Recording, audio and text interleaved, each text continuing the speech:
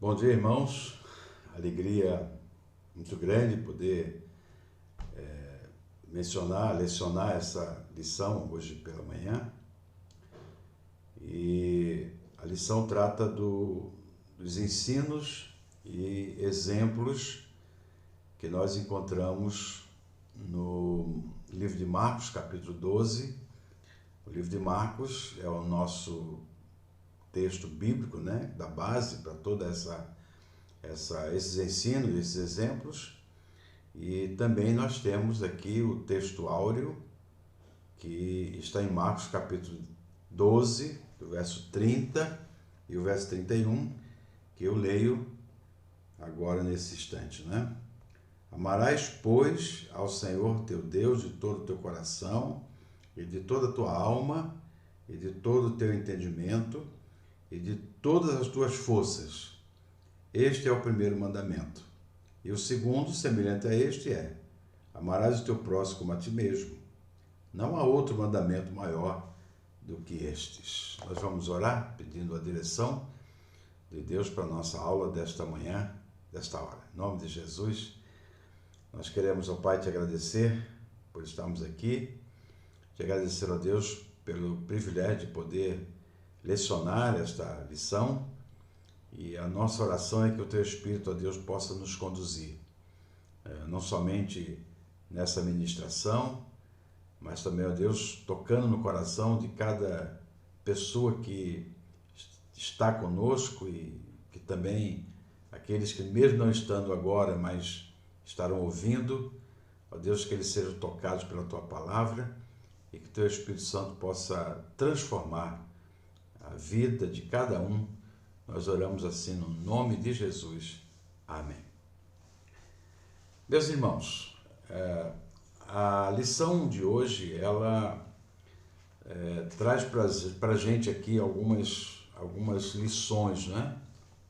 Na verdade, algumas lições. São vários ensinos e exemplos de Jesus Cristo. A primeira que nós encontramos aqui, a primeira lição, primeiro ponto, nós vamos encontrar isso do verso 1 até o verso de número 12, que tem como um subtítulo aqui: a verdade contra os líderes religiosos, né? É bom que se diga que Jesus enfrentou muitos problemas com relação aos líderes daquela ocasião, daquela época. E Jesus sempre aproveitou esses momentos para não bater de frente contra eles, mas, na verdade, para ensiná-los como deveriam andar. Um novo tempo, uma nova época, um novo mandamento. E é isso que Jesus, então, começa dizendo aqui. E eu leio aqui um pouco dessa lição.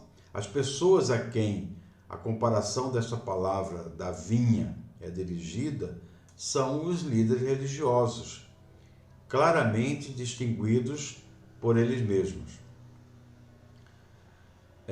No verso 12, perceberam que havia proferido essa parábola contra eles, né? Eles perceberam isso. Jesus sempre usou em seu ministério parábolas com o fim de sedimentar nas pessoas ensinos profundos. Preciso também que se diga que as parábolas de Jesus nunca eram histórias contadas sem que tivesse algum sentido. Então, as histórias de Jesus eram histórias possíveis, né? Jesus contava as parábolas. Parábola não é uma história qualquer. Parábola é alguma coisa comparada a uma situação que poderia acontecer naquela ocasião e até hoje também. Então, nós encontramos aqui sobre a vinha, né? O texto diz que veio um homem e plantou uma vinha. Então, o proprietário da vinha é Deus. Então, esse é uma parte fundamental aqui. A própria vinha é o povo de Israel. Então Deus é o proprietário, o povo de Israel é a vinha, e esta é uma figura com a qual os judeus estavam perfeitamente familiarizados, né? Eles conheciam essa linguagem. Os lavradores representam os dirigentes de Israel ao longo da história da nação. São aqueles que usurparam a vinha e se consideravam os verdadeiros donos da revelação divina. Então, fazendo aqui uma comparação, né, com os dias de hoje, ou trazendo para hoje, Deus é o dono de todas as coisas, Deus é o dono da história. Nós, igreja, nós somos o povo de Deus, o Israel de Deus, nós somos essa lavoura de Deus, e no meio de nós tem aqueles que se acham os donos da verdade, né? Onde às vezes até deixam a Bíblia de lado justamente para impor ou tentar impor as suas filosofias, as suas doutrinas, e criando seus impérios, né? Isso a gente percebe. E os servos aqui dessa vinha são aqueles profetas, representam aqueles profetas que Deus ao longo do tempo, ao longo dos anos, enviou, e todos eles foram rejeitados. E por último, aquele moço, né, o senhor da vinha, no caso Deus, ele mandou o seu próprio filho. E aqui, fazendo essa comparação da parábola, Deus enviou o seu próprio filho, mas se tornou também indiferente para aquelas pessoas, porque eles disseram: não, o filho agora é o herdeiro, se a gente matar o filho, a gente vai ficar com a herança, né? Quer dizer, a coisa ficou mais complicada. Então, a lição que a gente tira é que a nação de Israel recebia, através dos séculos, uma sucessão de servos e profetas que foram até João Batista. Depois eles receberam o próprio Jesus Cristo, que veio, né, como Filho de Deus, o amado herdeiro, investido de toda a autoridade do Pai, e eles o matariam de qualquer jeito, né? Então, é uma verdade que Jesus quis mostrar para eles, e que a ira divina, né, a ira divina seria implacável com relação a isso. É o que nós encontramos no verso 9. Então, hoje nós estamos vivendo uma situação muito, muito difícil, não é? Porque hoje aqueles que procuram falar a verdade e procuram ser sinceros na sua interpretação bíblica, às vezes ele acaba sendo como que marginalizado diante de tantas coisas novas que vão surgindo ao longo do tempo, tantas doutrinas novas, e às vezes acabam as pessoas indo atrás disso, né? Infelizmente. Um outro ponto que está na lição é uma nítida distinção. Aqui nós encontramos do verso 13 até o verso 17. Os líderes religiosos eram incansáveis, né, em surpreender Jesus em alguma falta. Então eles procuravam Jesus muitas vezes, e às vezes fazendo elogios, às vezes tentando bajular Jesus para algumas vezes tirar dele alguma vantagem, ou às vezes polemizando para pegar em Jesus alguma coisa que pudessem condená-lo, né? Então, entre eles haviam dois grupos rivais entre si para polemizar e promover confusão. Os fariseus, que eram ligados à lei, a especialidade deles era fazer uma interpretação da lei, e não somente fazer uma interpretação da lei, mas colocar a lei como algo que massacrasse, né? Tivesse que cumprir a risca.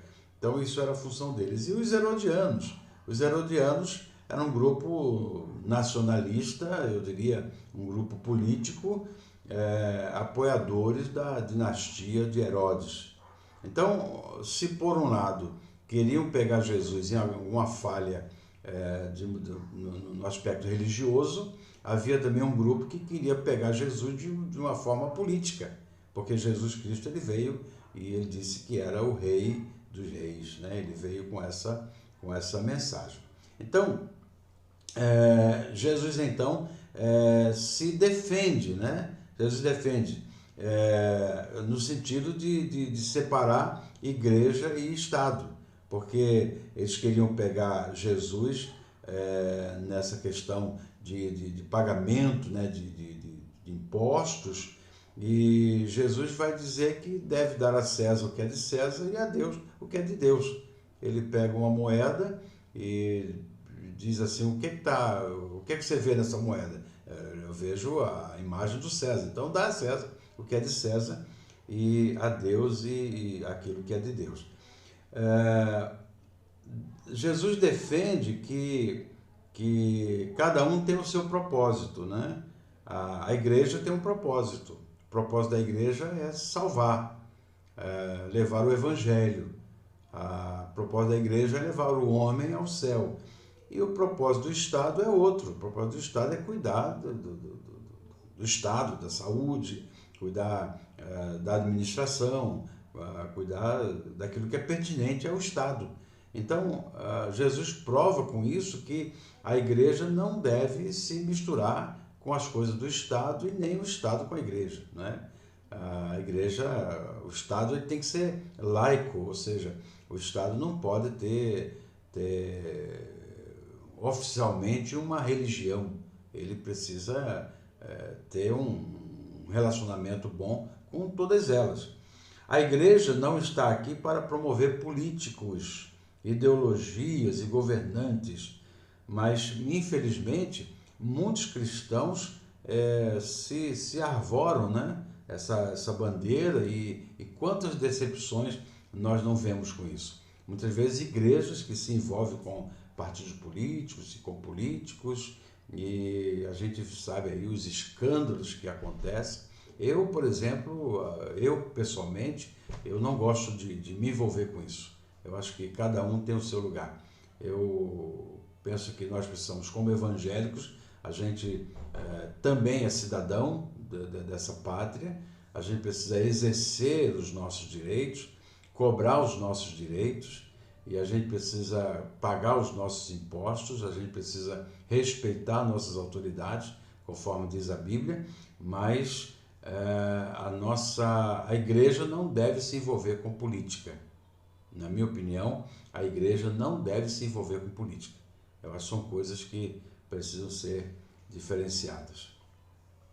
E toda vez que a gente percebe, toda vez que a gente vê, por exemplo, uma igreja, como disse, né, se envolvendo com política, o resultado disso lá na frente acaba sendo desastroso para a igreja e para o evangelho.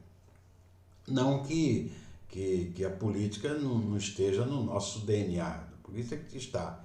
O problema são, muitas vezes, os maus políticos que acabam envolvendo a igreja e pastores e líderes evangélicos de uma situação muito errada. Então, a gente precisa ter cuidado com isso. A outra lição que a gente vai encontrar aqui está com relação à eternidade, né? Uma concepção equivocada a respeito da eternidade. Muitos têm como perspectiva da eternidade a vida do mundo aqui. Então, infelizmente, a gente também percebe isso, que algumas pessoas não estão preocupadas com a eternidade, com o céu.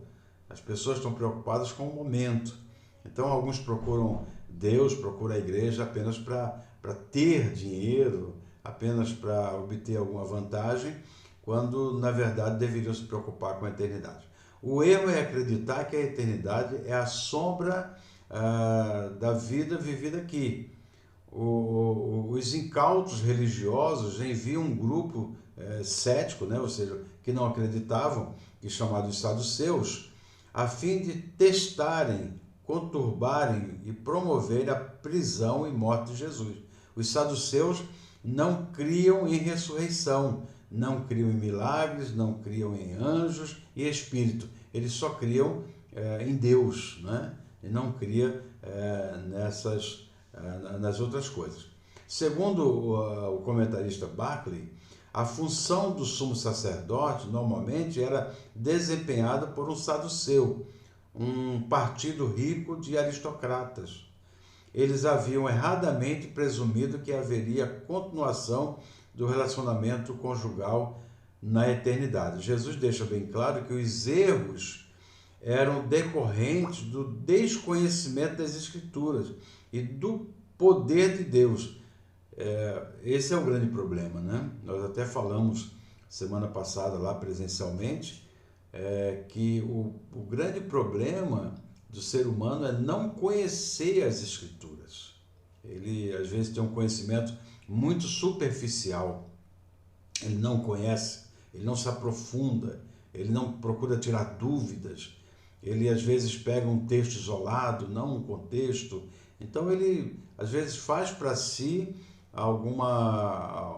tira para si alguma lição que, na verdade, como diz a juventude, é uma furada, né? Então, Jesus nos ensina aqui algumas coisas. Primeiro, que a ressurreição é uma realidade. É uma realidade. A Bíblia nos diz isso. Um dia seremos ressuscitados incorruptíveis. Num piscar de olhos seremos transformados. Então, todos nós haveremos de ressuscitar. Todos nós. Seja o crente, seja o não crente, seja o ímpio, o perverso, seja uma pessoa que morreu ainda jovem, seja uma pessoa que morreu já com a idade bem avançada. A Bíblia diz que a terra, o mar, tudo dará conta dos seus mortos. Então, nós haveremos de ressuscitar. Os saduceus não acreditavam nisso, mas eu acredito, nós acreditamos, porque a Bíblia fala a respeito disso, né? Então, Jesus ressuscitou dando esse exemplo para nós. Então, essa mensagem é uma mensagem verdadeira. As pessoas podem até não acreditar, mas o fato de alguém não acreditar na ressurreição não quer dizer que ela não vá existir, né? A segunda lição aqui é que a realidade da ressurreição é outra.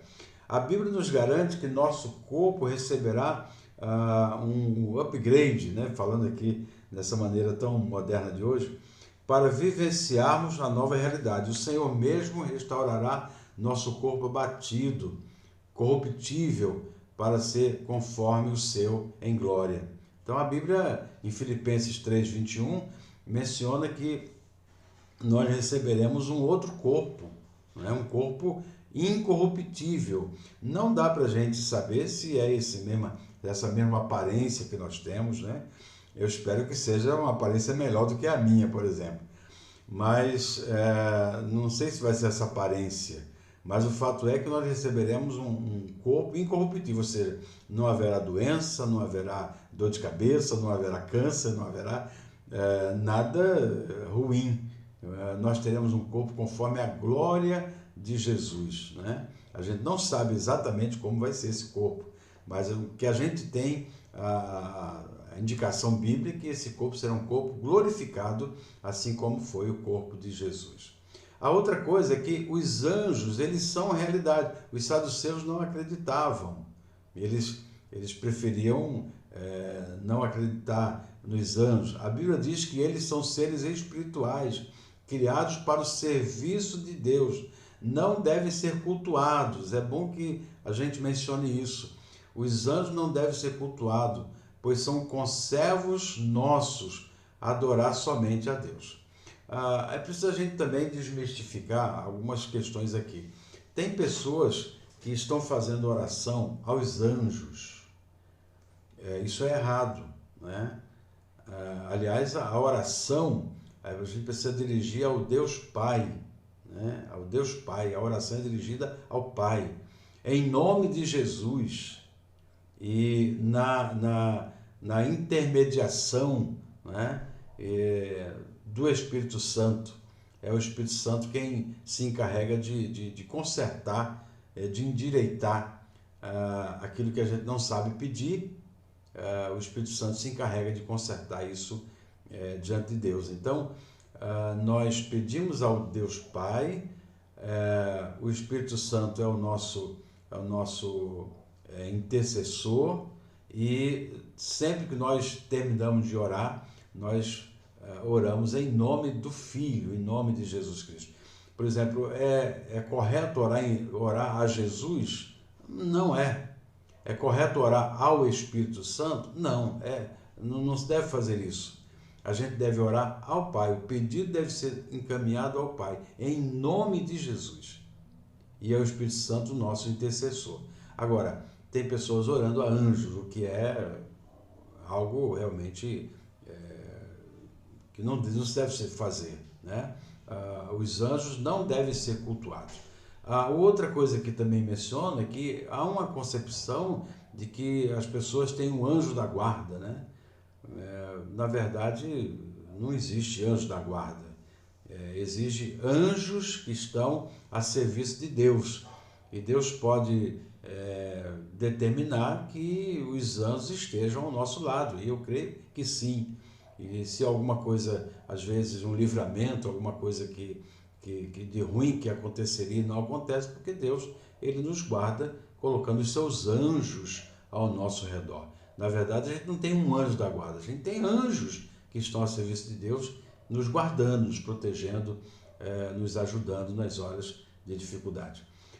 A racionalidade é suficiente para conceber as ações de um Deus que age sobrenaturalmente. Tudo será conforme a eternidade. Viveremos uma nova realidade. Então, eu penso que a gente já começa a viver a nossa eternidade a partir da nossa aceitação a Jesus Cristo, né? A gente costuma dizer isso, que o céu começa na terra.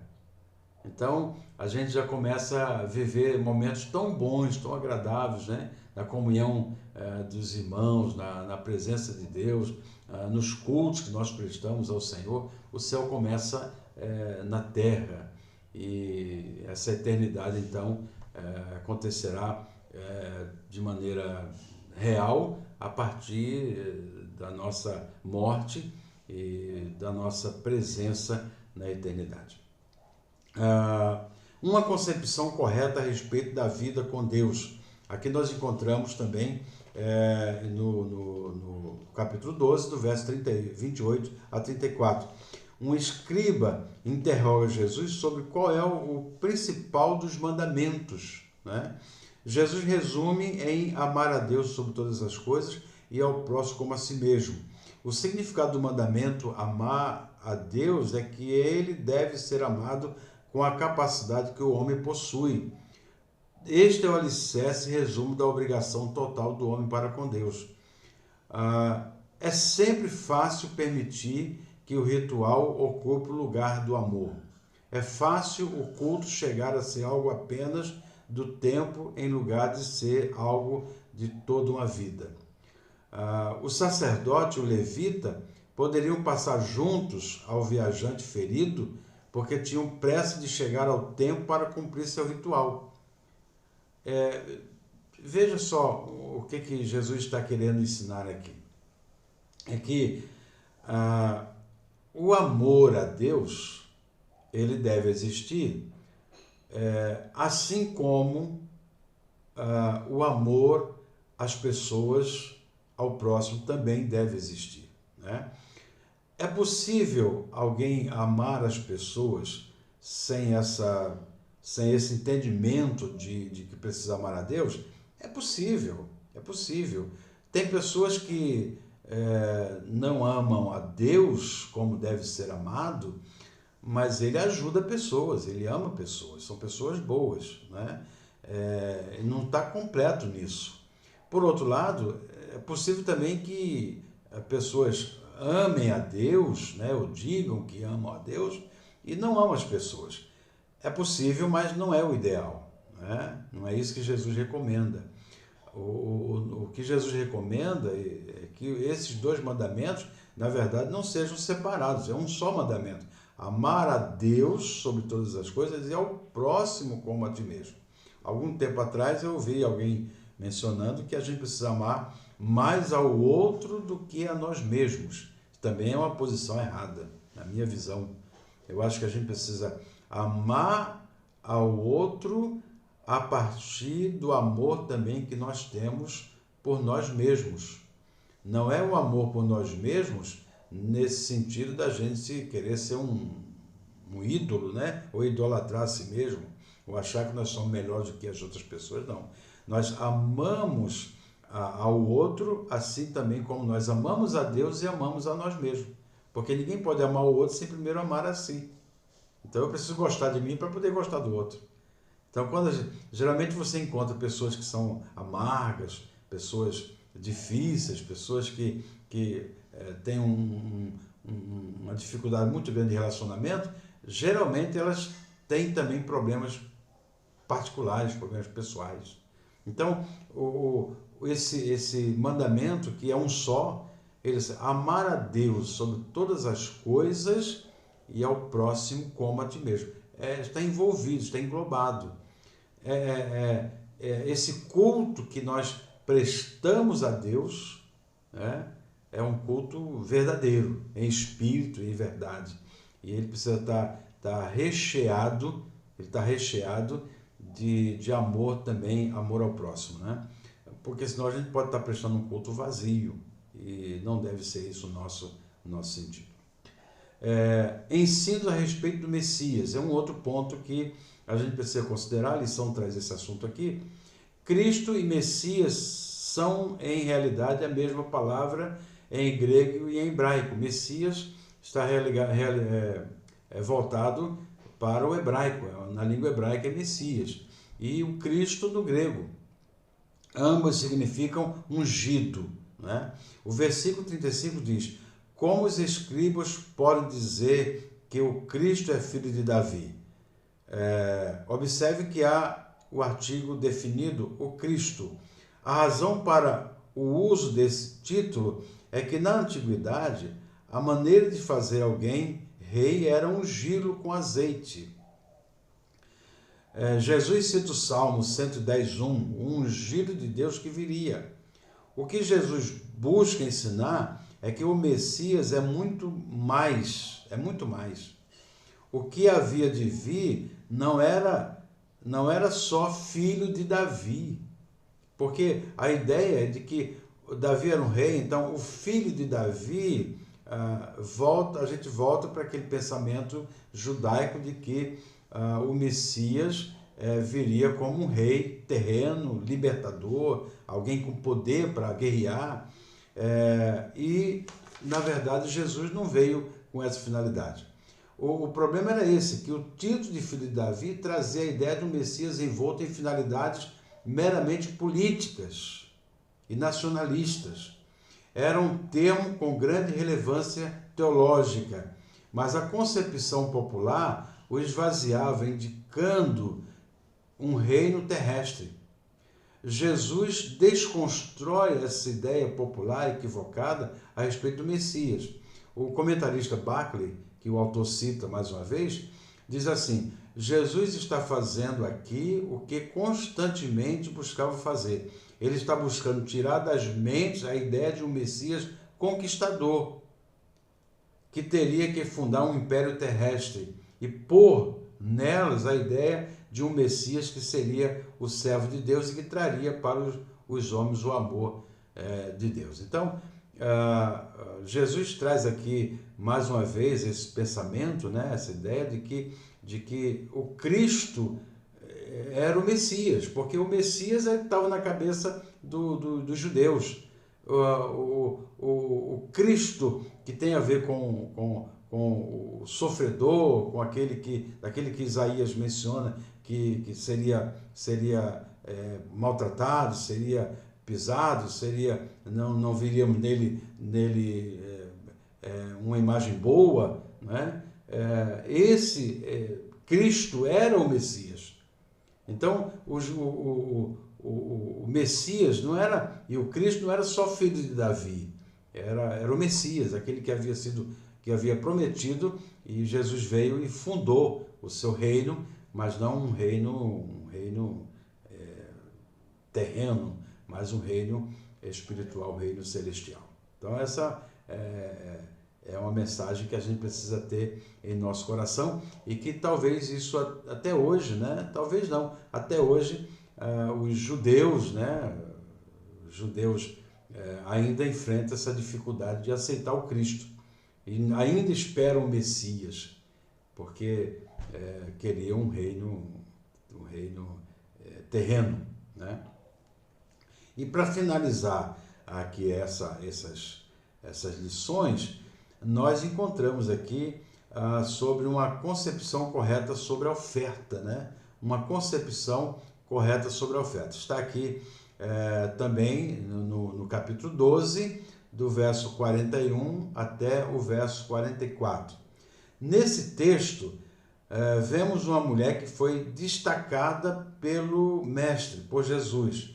Sua singeleza, humildade e senso de pertença, né, ou pertencimento, a fez ofertar ao Senhor tudo quanto tinha.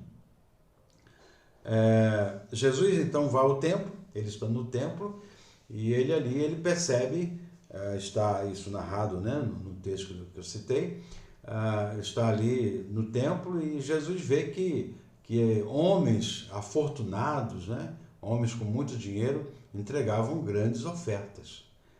E, sem dúvida nenhuma, aquelas ofertas elas seriam usadas de maneira adequada, né? E seriam tremendamente úteis, para o trabalho daquela igreja em Jerusalém. E Jesus observa também, que vai uma viúva e entrega ali duas moedinhas. E isso provocou aqui em Jesus a necessidade de um ensinamento. E nós aprendemos, assim, algumas importantes lições sobre a questão da oferta. A lição menciona sobre o gasofilácio. Gasofilácio, a gente hoje nem tem muito, a gente não fala muito a respeito disso. Alguns hoje falam urna, fala local de depósito dos valores e tal. Mas o gasofilácio é um recipiente próprio para se colocar as oferendas, né? No nosso caso de hoje, as ofertas, dízimos, ofertas, a gente usa para isso. Cada igreja tem, de acordo com a sua necessidade, às vezes às vezes mais do que um. Então, a gente tem isso aí. Mas o gasofilácio serve para isso. Então, diz assim: o Senhor está atento ao que levamos no altar. Jesus sentou-se em frente ao cofre das ofertas e observava como a multidão colocava dinheiro no cofre. Está lá no verso 41. E a lição aqui é que nós não devemos esquecer que sua consciência percebe as intenções além dos atos, não é? Aqui, a pergunta que eu faço é qual é a intenção que a gente oferta, né? Essa é a grande pergunta. Qual é a intenção que a gente oferta? Porque muitos colocavam muito dinheiro. E Jesus vai destacar quem entregou menos dinheiro. Mas na visão de Jesus, o menos é mais. O menos é mais. E o mais pode ser menos. Depende muito de como nós intencionamos entregar, né? Essa que é a grande verdade. Então, Jesus está atento ao que nós levamos, não quanto nós levamos. É claro que se a gente leva mais, é óbvio que produtivamente a gente vai ter maiores resultados. mas não é exatamente a quantidade que vai fazer a diferença, mas a qualidade, é como nós entregamos, né? Qual é a intenção do nosso coração. A Bíblia traz para a gente, por exemplo, a questão do dízimo, né? O dízimo é um parâmetro, e a gente entrega geralmente nesse parâmetro. Ninguém é pobre demais que não possa ofertar. Veio, porém, uma viúva pobre e colocou no cofre 2 moedinhas. Nada deve inviabilizar o privilégio de irmos ao altar, entregar nada menos do que aquilo que é parte de nós mesmos. Ninguém é pobre demais que não possa ofertar. Irmãos, eu como pastor, eu tenho ouvido muitas vezes pessoas dizendo: eu não posso entregar o dízimo, né? Não deu para entregar o dízimo, estou devendo muito, estou com muita despesa. Eu penso, irmãos, que a gente não deve pensar ou deixar de entregar por esse viés. Eu entendo que a gente só deve deixar de entregar quando a gente não ganha nada. Se você não ganha nada, não recebe nada, o dízimo de nada é nada. Não é verdade? Mas se você recebe alguma coisa e nós entregamos pela fé, então nós entregamos a parte daquilo que nós recebemos, crendo que o Senhor suprirá todas as nossas necessidades. E não fazemos isso negociando com Deus, achando que Ele vai nos dar em dobro, mas nós entregamos como gratidão a Deus por aquilo que Ele nos deu, por aquilo que Ele nos dá. Então, é um exercício, é uma prática da fé que nós temos em Deus. Então, nada deve tirar o privilégio nosso de poder contribuir. Se você não pode contribuir com R$1.000, contribua com 2, com 3, com 4, com 5, seja quanto for. Mas você precisa prestar um culto ao Senhor, entregando parte daquilo que você recebe. Se for os 10%, se for 12%, 13%, o importante é você entregar ao Senhor. Se for menos de 10%, né, fica aí com cada um, mas a gente precisa entregar ao Senhor. Aquilo que é sem valor é desprezível aos homens, é valorizado pelo Senhor. Em verdade vos digo que essa viúva pobre deu mais do que todos que colocaram ofertas no cofre. Interessante, né? Interessante, Jesus não olha para a quantidade, mas olha para o coração. Não tem nem necessidade de a gente falar muito sobre isso aqui. O Senhor conhece os verdadeiros motivos de irmos ao altar, porque todos deram do que sobrava.